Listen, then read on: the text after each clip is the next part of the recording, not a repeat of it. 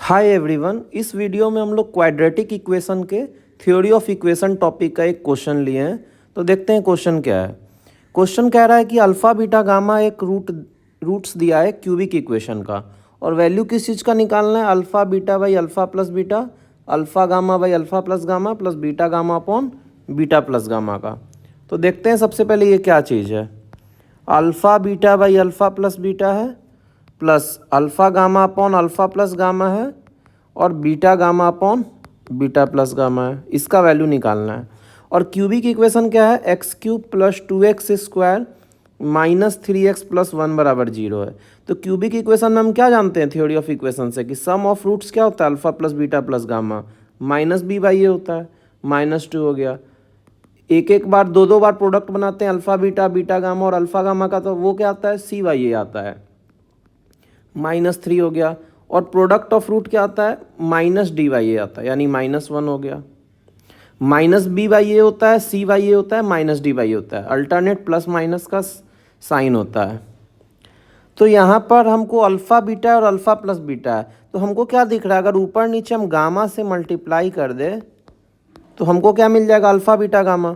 Second वाले term में beta से मल्टीप्लाई कर देंगे तो क्या मिल जाएगा? Alpha beta gamma by alpha beta plus beta gamma. और थर्ड वाले टर्म में ऊपर नीचे अल्फ़ा से मल्टीप्लाई कर देंगे तो क्या मिल जाएगा? Alpha beta gamma by alpha beta plus alpha gamma. ऐसा करने से फ़ायदा ये हुआ कि अल्फ़ा बीटा गामा का वैल्यू क्या है? -1 हर जगह दे रखा है, upon alpha gamma plus beta gamma को क्या लिख सकते हैं हम? Alpha beta plus beta gamma plus alpha gamma minus alpha beta. और इसका वैल्यू क्या है? -3 है, तो -3 माइनस क्या हो गया? अल्फ़ा बीटा हो गया। अब देखिए फिर अल्फ़ा बीटा गामा यहाँ पे -1 हो गया। Alpha beta plus beta gamma क्या हो जाएगा? Alpha beta plus beta gamma plus gamma alpha, minus क्या करना होगा? अल्फ़ा गामा करना होगा। प्लस यहाँ पे भी हो जाएगा -1 बाई -3 माइनस बीटा गामा हो जाएगा। सही है यहाँ तक? अब माइनस को हर जगह कॉमन लेते हैं तो क्या हो जाएगा? 1/3 प्लस अल्फ़ा बीटा। यहाँ क्या हो जाएगा? 1/3 प्लस अल्फ़ा गामा, और यहाँ पर हो गया 1/3 प्लस बीटा गामा। अभी भी अल्फ़ा बीटा, अल्फ़ा गामा और बीटा गामा है, सिर्फ अल्फ़ा में ही नहीं है कुछ, ना सिर्फ बीटा में है। तो फिर देखते हैं क्या किया जा सकता है। अगर इस वाले में गामा से ऊपर नीचे मल्टीप्लाई कर दे तो क्या हो जाएगा? Gamma by 3 gamma plus alpha beta gamma. और यहाँ पर बीटा नहीं है तो बीटा से मल्टीप्लाई कर देते हैं तो हो जाएगा 3 beta plus alpha beta gamma. यहाँ पर अल्फ़ा नहीं है तो अल्फ़ा से मल्टीप्लाई कर देते हैं, क्या हो जाएगा? 3 alpha plus alpha beta gamma. ऐसा करने से फिर क्या फ़ायदा हुआ? अल्फ़ा बीटा गामा का वैल्यू क्या है?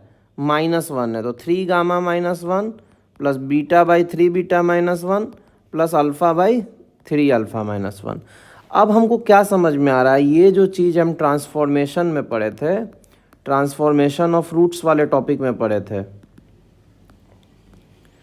कि अगर हम कोई इक्वेशन ऐसा मान ले जिसका रूट क्या हो? अल्फ़ा बाई 3 अल्फ़ा -1, तो हमको क्या निकालना है? X plus y plus z निकालना है ना।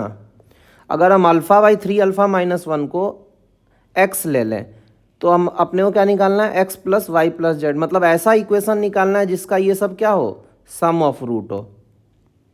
एक ऐसा क्यूबिक हमको निकालना होगा जिसका ये सम ऑफ रूट बन जाएगा। तो अल्फ़ा को क्या लेना होता है? अल्फ़ा बाई 3 अल्फ़ा -1 को एक्स लेना होता है ट्रांसफॉर्मेशन में, और यहाँ से अल्फ़ा का वैल्यू निकालना होता है। तो क्या हो जाएगा? 3 alpha x minus x. Alpha को एक जगह लाएंगे तो हो जाएगा 3x - 1 एक्स के बराबर। अल्फ़ा यहाँ से आ जाएगा x बाई 3x - 1।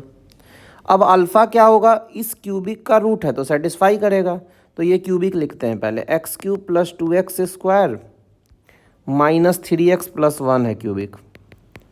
अल्फ़ा चूँकि इसका रूट है तो अल्फ़ा सेटिस्फाई करेगा। α³ plus 2 alpha square minus 3 alpha plus 1 हो गया। यहाँ तक सही है। अब अल्फ़ा बराबर क्या है? x by 3x - 1।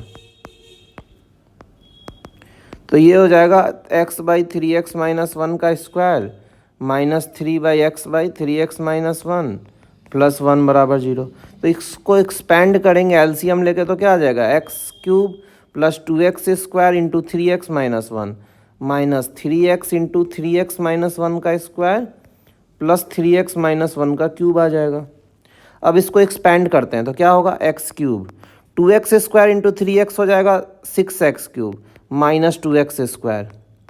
3x minus 1 का स्क्वायर होगा 9x square minus 6x plus 1, और 3x माइनस 1 का क्यूब क्या होगा a cube 27x cube minus 3a square भी, मतलब 3 into 9x square 27x square plus 3 into 3x 9x minus 1 बराबर 0 होगा।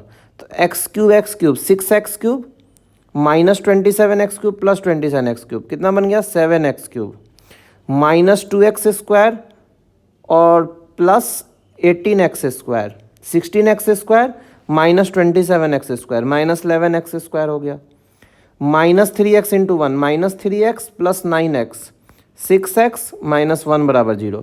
मतलब हमको क्या आ गया क्यूबिक आ गया। अब इस क्यूबिक का जो रूट्स होगा वो क्या, अगर x y z होगा तो हमको क्या निकालना है सम ऑफ रूट्स। आखिर ट्रांसफॉर्मेशन से यही तो होगा। तो अपना आंसर क्या आ गया 11/7। मतलब ये जो चीज़ है इसकी वैल्यू क्या आ गई 11/7। अब बोल क्या रहा है कि 11/7 इज लेस देन, तो 11/7 कितना है 7 1 जा 7 4, तो 7 5 जा 1.5 किससे छोटा है 2 से भी छोटा है 3 से भी छोटा है 4 से भी छोटा है और 5 से भी छोटा है। तो इसका नेट आंसर कितना आ गया अपना, ये तो सभी से छोटा है, तो इसका आंसर क्या हो जाएगा सारा हो जाएगा इसका आंसर।